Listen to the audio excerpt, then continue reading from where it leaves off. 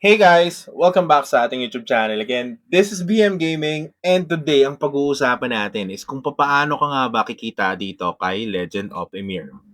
Anyway guys, if you're new to the channel, don't forget to hit the subscribe button and the notification bell para lagi kayong updated pag meron tayong panibagong upload regarding kay Legend of Emir. Let's go!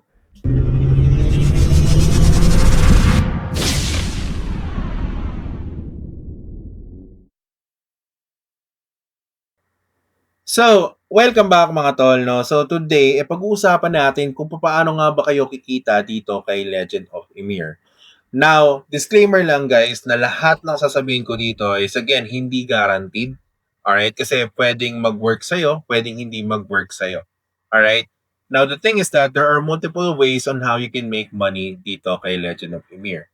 Now, pag-usapan natin yung first one. The first one is if you actually pull a good Valkyrie or this year, okay, kunwari nakapag-pull kayo ng Valkyrie na legendary, okay, let's say for example, nakakuha tayo ng legendary or mythic, automatic yan guys na bentable yan. Ibig sabihin, pwede nyong ibenta sa ibang player yan kasi hinahanap-hanap nila yung mga accounts na merong legendary and up na. Kasi ganito kasimple guys.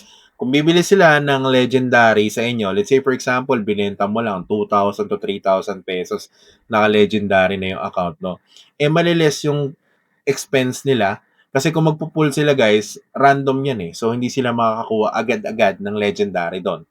Maliban na lang kung talagang anak ka ni Wimix or anak ka ni Wimade, no? And binigyan ka kaagad ng mataas na rarity. Pero, basically, ang hinahanap ng mga players dito is at least legendary and up. Kasi, yung epic guys, pwede kayo makakuha ng epic na Valkyrie once you actually finish the quest na available dito. So, meron kasi guys na quest dito na pag natapos nyo guys, let's say, punta tayo dito sa, saan ba yung quest na yan guys? Ito. Hindi pala yan. Dito pala. So, dito sa event quest nila guys, makakuha kayo dito ng epic na Valkyrie. So, pwede kayo mag-select. And kung mapapansin nyo, puro epic na Valkyrie yan. Alright? And also, dito naman, meron din makukuha dito na another this year na epic din. So, basically, ang hinahanap na ng mga players dito is legendary enough. Kasi libre na yung epic pagdating mo ng level 50. So, once you finish all these quests, guys, ang level na required again is level 50. Then dito naman is level 55. So, basically, you will be able to get these kung malas kayo sa pulls. So, that's the reason why ang hinahanap na ng mga players right now it is at least legendary and up. So, may nakita ako sa market ng Legend of Emir. Nagbibenta siya ng legendary na around 2,500 ata.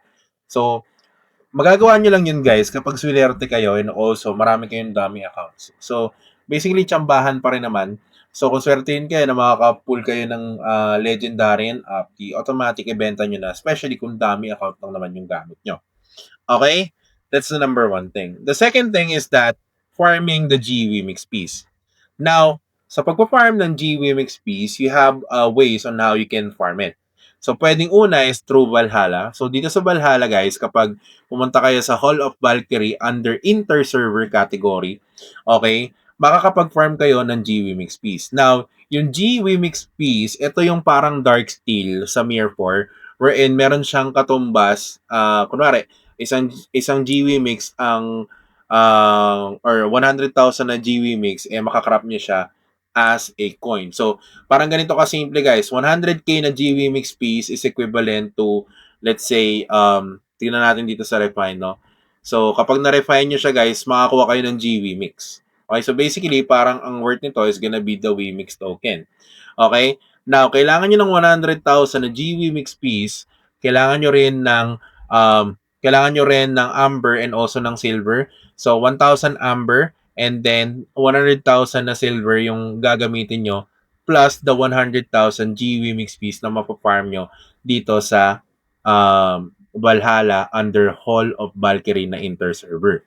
Take note guys na ito yung pool which means that hindi guaranteed na lagi may magda-drop kapag nakakapatay kayo ng mobs. Okay?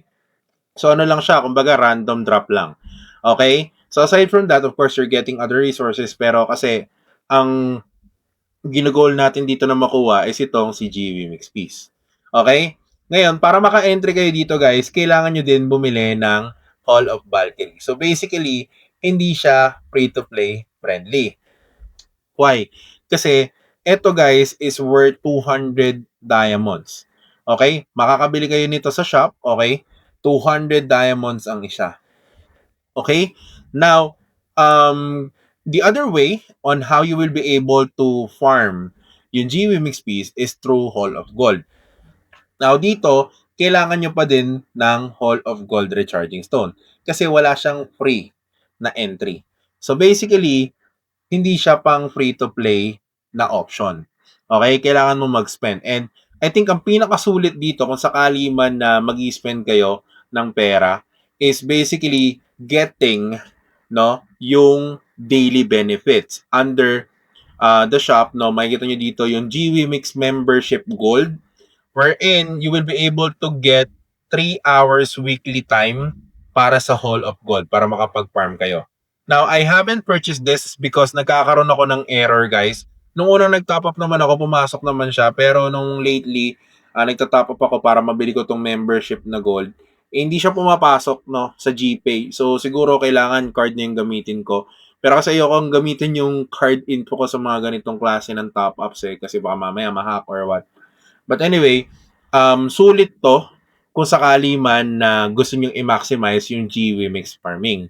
Now, nakadepende pa rin yung ROI nyo dito sa $9.99 na to sa magiging value ni Wimix. Okay? Kasi kung GWMix yan na makukuha nyo, I'm not really sure kung ano yung conversion ng GWMix to Wimix. Okay? I haven't checked. Pero siguro kapag meron na tayong GWMix piece and also nag-convert na tayo, mapapakita ko yan sa inyo sa video. Okay? Again, it can vary dahil wala namang permanent value sa crypto. Pwedeng tumaas or pwedeng bumaba yung presyo ng GWMix. Okay? Now, those are the two ways that I think that you will be able to farm GWMix sa Hall of Gold or either sa Valhalla. I haven't checked the other dungeons as well if you will be able to get GWMix. Check natin dito sa Black Valkyrie. Dito naman wala. So, Expedition. I think sa Expedition makakuha rin pala kayo. Okay? Ito naman, party siya. So, you will be able to also get the GWMix. Pero kung mapapansin nyo dito guys, ubus na. Okay? Ubos na yung drop. Tingnan natin sa ibang category. So dito meron na lang 1 million. Tapos dito meron pang 2 million. But again, guys, medyo mataas yung level ng mobs dito.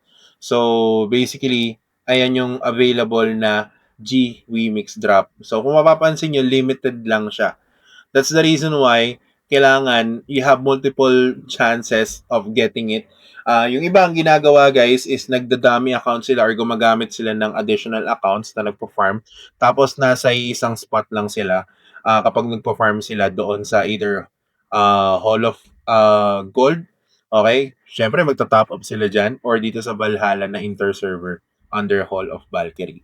So, most commonly yun yung strategy na ginagawa ng iba para at least makapag-farm sila nitong GWMix piece. Okay? Now, aside from farming GWMix piece and also selling your accounts, you can also sell items here. Okay, dito sa region trade na tinatawag wherein you can list item that is equivalent to Wimix.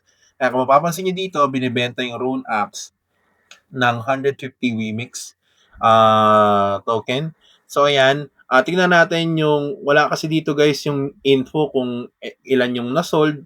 Okay? So, may mga timers naman yan. But, basically, you can sell it through Wimix directly. So, para hindi na kayo mahirapan. So, kung makakuha kayo ng rare item na sa tingin nyo may value and also mabilis mabibenta right now, then you can actually list it dito sa Region Trade Station.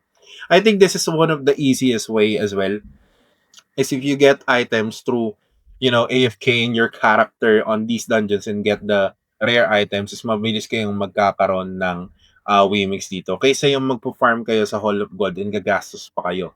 Now, kung free-to-play player kayo, your only goal is to advance in the game. And you can probably do it by just grinding the game. Okay? Yun lang naman talaga. I-grind nyo lang yung game na to and magbibigay kayo ng mas kumbaga mas anong focus. No, kumbaga mas tutok kayo dapat dito sa game na to. And also the last thing that I can, say is that you can also make money by selling the diamonds that you're getting. So itong diamonds na mapo-farm nyo, kung nililist nyo siya sa trade station, of course, dito kayo pwedeng kumita din. So bibenta nyo lang siya below the market price. So kumbaga ghost trade naman to. Okay? So, through ghost trading. Now, ano nga ba yung thoughts ko dito? Is it gonna be a free-to-play friendly na game? So, for me guys, hindi siya free-to-play friendly kung gusto nyo mag-advance. Pero kung casual player lang kayo, just wanted to play the game and experience how the game works, then you don't need to top up. Okay? Hindi naman kailangan mag-top up kung casual player lang kayo eh. Pero kung naghahabol kayo ng income, don't expect too much kasi hindi naman siya ganun kadali. Okay, hindi ganun kadaling kumita dito sa game na to. Alright? So, kung sinasabi ng iba na kaya yung 500, 2K per day, huwag kayong maniwala dun, guys. Okay? Hindi yun totoo. Kung solo player kayo and you're trying to make a living on this game, don't do it. Maghanap na lang kayo ng work. Okay? Ganun siya kasimple, guys. No? And ang kumikita dito talaga, guys, yung mga pumapaldo dito is, of course, yung mga content creators and also yung mga streamers na sinesendan ng, of course, stars. Or is yung sinesendan ng sa SSS program ni WeMix. So, kumbaga guys, ayun lang. Gusto ko lang sabihin to para at least magkaroon kayo ng idea na hindi siya easy money. Paghihirapan nyo pa rin talaga yung pagkita dito sa game na to. And tsambahan pa rin talaga. Now, we will release a video of some of the RMT games na paldo right now. So, antayin nyo yung video na ilalabas natin. And I hope meron kayong natutunan dito sa video na to. If you do have any other question, tips, and tricks para sa mga newbies, you can put it on the comment section para at least mabigyan natin sila ng idea. Again, guys, maraming salamat ulit sa panonood. And alam niyo na, this is BM and I'm out.